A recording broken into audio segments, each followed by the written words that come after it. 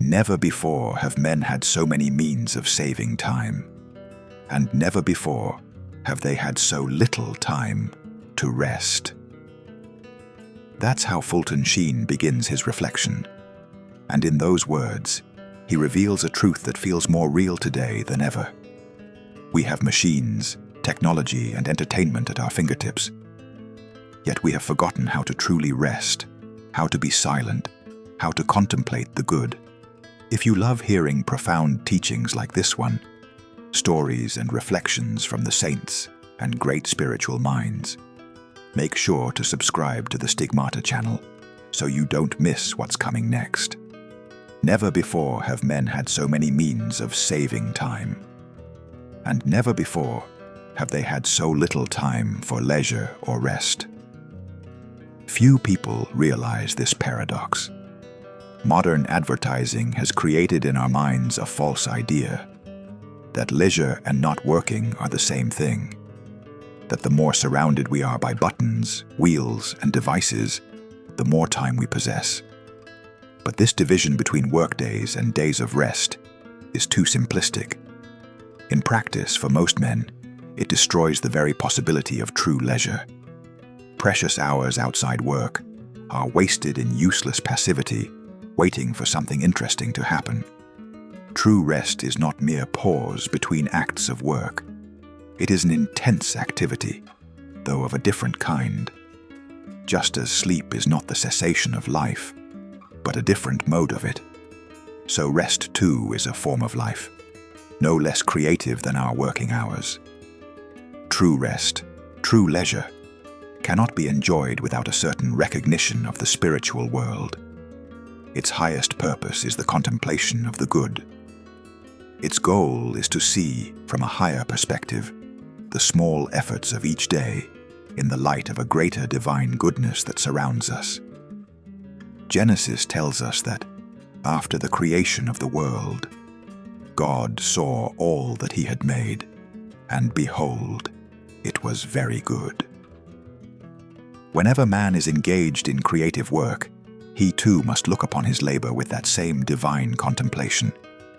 The painter steps back from his canvas to see if the colors and shapes harmonize.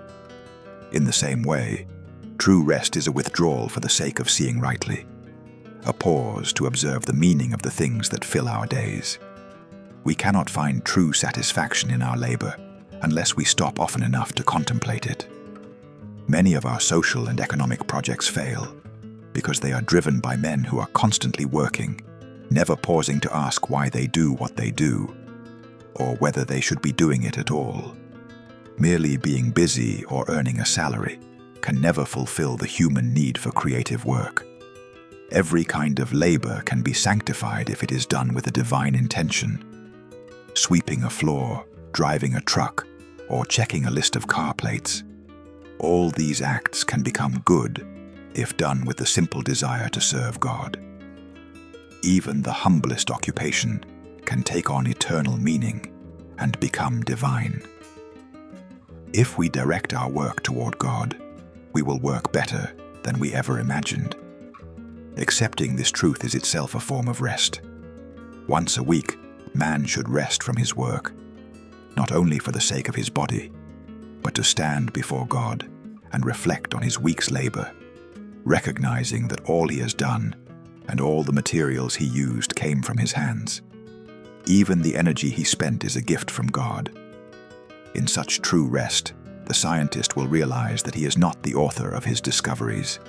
God is.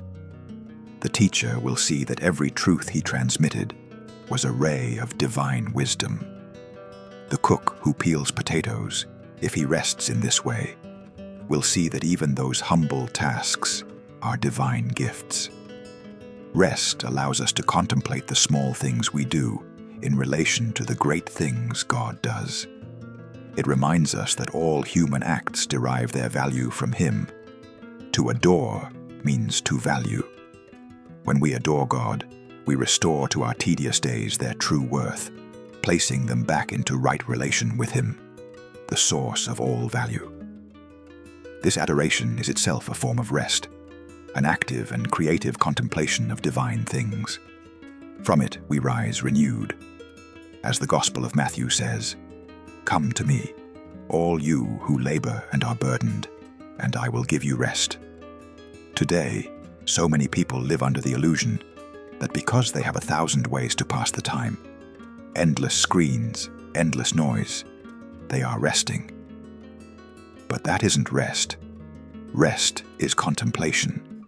Rest is standing still before God and recognizing His goodness. It is looking at our week, our work, and asking, am I doing what God expects from my vocation? Is my labor united with His will? Fulton Sheen invites us to pause, to step back, like the painter before his canvas, and see if the picture of our lives is still aligned with heaven. Sunday, the Lord's Day, is meant for that. It's not just another day. It's a sacred time. A time to look upward, to give thanks, and to let our souls breathe.